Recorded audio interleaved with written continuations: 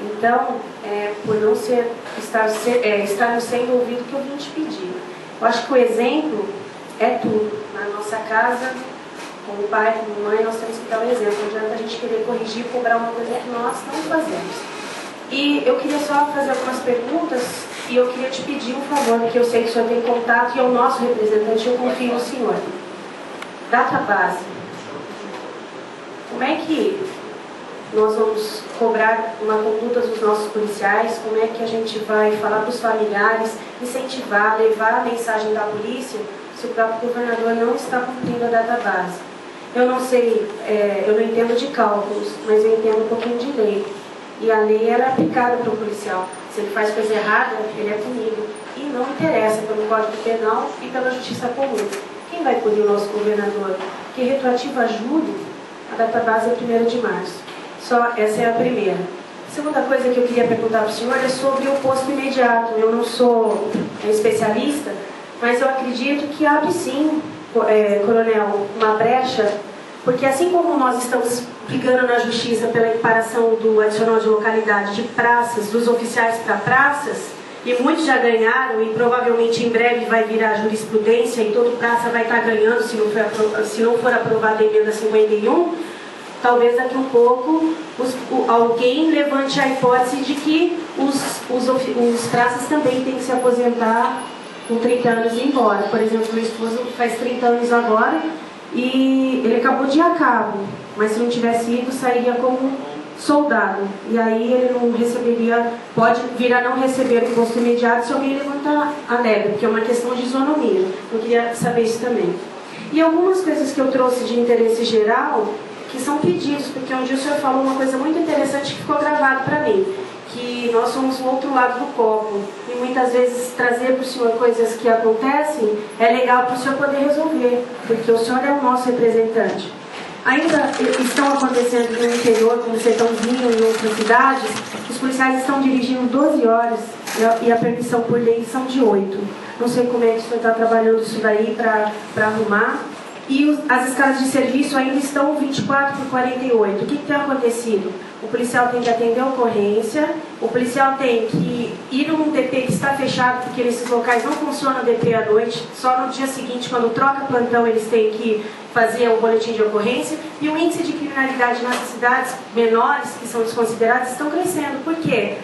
Lá existem agências bancárias. Quando os bandidos perceberem que só tem um policial que tem que trabalhar 24/48 sozinho numa cidade, como por exemplo Serra Azul, o que vai acontecer? Vão migrar para lá. E lá tem traficantes, lá tem o vendedor de coisas ruins, o roleiro, tem coisas, e tem filhos e tem famílias também. Então como ficaria, o que é que está se pensando nesse aspecto? Se tem alguma coisa já para a gente responder para os policiais que têm nos perguntado bastante.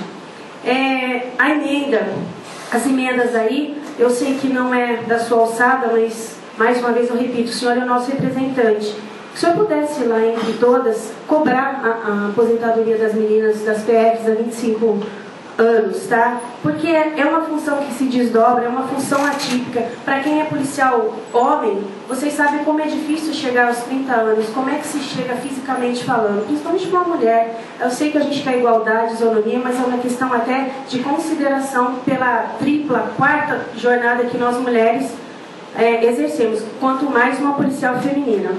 E eu queria que nós realmente nos focássemos na aprovação do aumento salarial e que o senhor pedisse e intervisse por nós para que nós pudéssemos ganhar mais tempo para discutir essas emendas.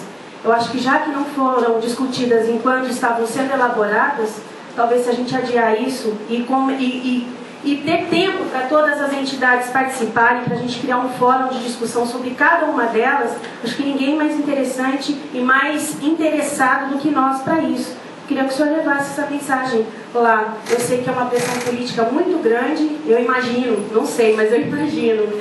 Mas eu sei que o senhor tem contato com o governador e de repente se envolvêssemos as entidades, o senhor ganharia força, a família policial ganharia força. Eu acho que isso seria bem legal. Agora eu queria te pedir um pedido, eu sei que o senhor falou que o pedido pessoal é depois, mas esse pedido é um pedido, acho que em nome de muita gente, inclusive do Elcio e do Subclóvis. Eu sei que dos seus policiais o senhor cuida bem e cuida sempre com toda a justiça. Mas eu vim pedir pelo Almeida. Ele estava lá, ele cantou para Deus, comandante. E para Deus, com Deus não se brinca. Ele não falou nada, em momento nenhum ele entregou um panfleto, ele fez nada. Ele acalmou, comandante, aquela tropa de bombeiros que estava aguçada. Está com a imagem aí? Eu mandei para o senhor? Está com a imagem? Está com a imagem não? Não você. Você está com a imagem? Aquele pedacinho lá da reportagem? Não. Vê se acha lá, senão tudo bem. E eu acho assim, que ele esteve o tempo todo com o Elcio, esteve com o Sub e depois esteve comigo. Não dá tempo de entregar nada lá. Se ele entregou alguma coisa, provavelmente não era nada instigando a tropa. Ele acalmou aquele dia. Eu chorei, me emocionei, porque ele acalmou uma tropa que estava realmente ferida ali. E ele só cantou para Deus. Daí depois o senhor veio, tá, com esses pedidos aí. Outra coisa, na penúltima reunião que eu estive aqui, o senhor autorizou as entidades a entrarem nos quartéis e participarem de reuniões de companhias e de batalhões, desde que não se falasse de política. E houve uma pré-eleição em Campinas, no auditório Dom Barreto, comandante do 47 Batalhão, Benedito Costa Júnior, e eu fiz com todo carinho um informativo onde eu coloquei a minha foto com o senhor, inclusive, elogiando o seu recebimento, a sua receptividade com a minha pessoa, dizendo que as coisas estavam mudando, porque nós estávamos sendo ouvidos. Chamei ele na porta da entrada, ele já me conhece. Pedi para ele, ele disse, olha, vamos ver até no final. Falei, tá bom. Aí todo mundo se assentou no ginásio, que era público. Eu sou presidente da Comissão dos Direitos Humanos, para quem não sabe, acha que isso é brincadeira, mas é filiada e inserida no CONDEP, é uma coisa séria, dos direitos humanos dos policiais militares e bombeiros militares e policiais civis. Assim como o Elcio faz parte também. Então, eu me identifiquei e só queria dar um alô para aqueles meninos e dizer que nós estávamos sim antenados e que nós estávamos à disposição para trazer para o senhor as dificuldades.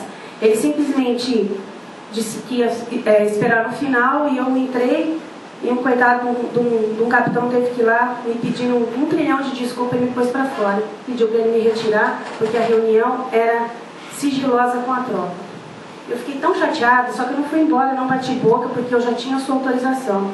E aí eu saí de lá, fiquei esperando ele sair, veio uma menina do P5 toda, Adriana, me desculpa, eu vou ligar no CPI. Ligou no CPI e falou, não está autorizada, ela não está autorizada.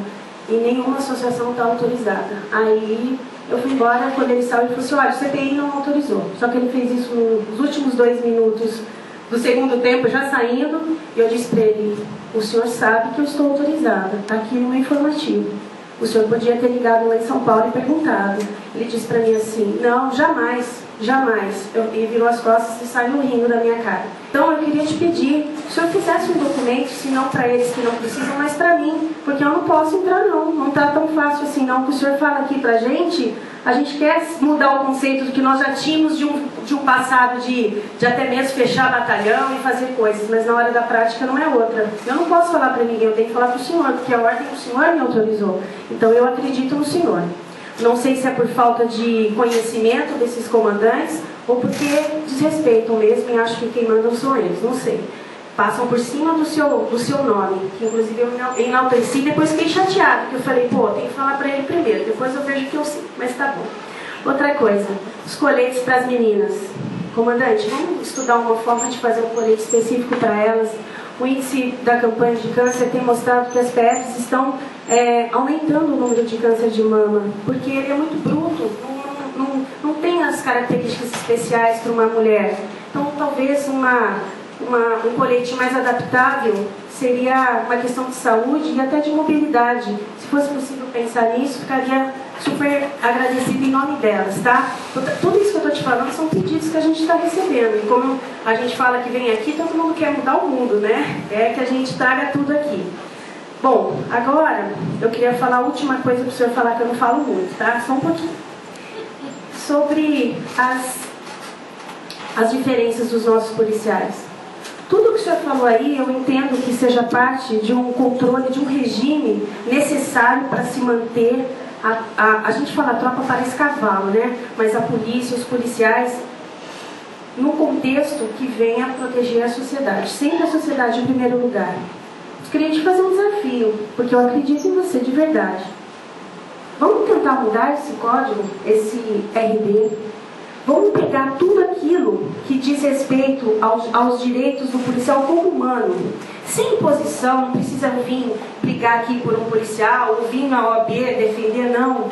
Vamos pegar tudo aquilo que dá para ser mudado e fazer o policial ficar mais feliz, mais contente, mais valorizado. Tem muita coisa que dá para a gente discutir e mudar.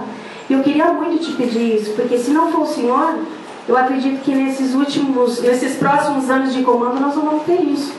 Então, assim, eu sei que o senhor é um homem voltado aos interesses da tropa. E eu acredito em você mesmo, de coração. Então, eu vou te pedir isso, que a gente pense junto, uma forma de mexer aí nesse regulamento, criar, como o Minas fez agora, um código de ética. Olha que bonito, não ficou mais bonito? Um código de ética, né? E um código de ética não quer dizer que vão ter menos regulamentos, vão ser mais frouxo o negócio. Não, vai ser mais humano. E se a gente quer uma polícia diferente, uma sociedade contente, a gente primeiro tem que começar a mudar e ver o que é que os nossos policiais querem. Porque eles estão na base, são eles que sofrem. Né? E eu venho aqui hoje em nome deles, eu não vim aqui no meu nome não. É porque como eles procuram a gente para contar e para pedir, são coisas tão básicas que a gente não é especialista, mas vocês são. E talvez se a gente construísse junto uma forma e um caminho, nós teríamos a polícia dos nossos sonhos. Não a polícia que só a sociedade quer, mas policiais e uma polícia como os policiais querem. Tá bom? Obrigada. Só isso que eu queria dizer. Obrigada, Diana.